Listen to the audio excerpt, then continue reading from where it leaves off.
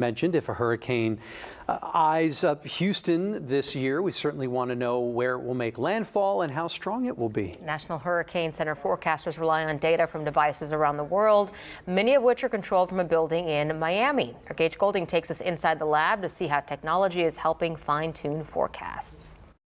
Nestled on a little island in the Biscayne Bay is one of the most important hurricane research facilities in the country. AOML is kind of a hotbed for hurricane research for NOAA in general. AOML is the Atlantic Oceanographic and Meteorological Laboratory. It's ran by NOAA out of this white building with quite the view, but their work and equipment reaches around the world. To better understand hurricanes, scientists are looking at both the atmosphere and the ocean. Together, their research can help forecasters better predict where hurricanes are going and how strong they'll be. Well, NOAA does a lot of work to improve hurricane forecasts. We've all seen those spaghetti plots. Each one is a different computer model feeding off the data that the team here at the AOML produces.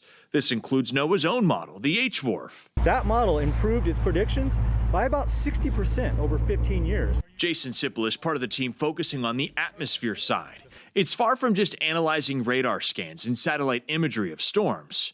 NOAA's hurricane hunters are punching into the eye of the most powerful hurricanes. On board, scientists are gathering incredibly important data that leads to better forecasts in real time, including the big question: will this hurricane rapidly intensify?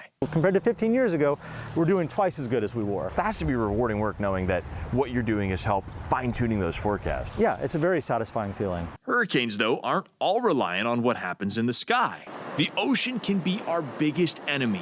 Warm Gulf water is like jet fuel for a hurricane. Exactly. So you need obviously a good atmospheric model to predict hurricanes, but you also need a good ocean model. Mathieu Lehenoff oversees ocean research at the AOML. That includes these big yellow submarine-looking things. Yeah, they are the big yellow toys.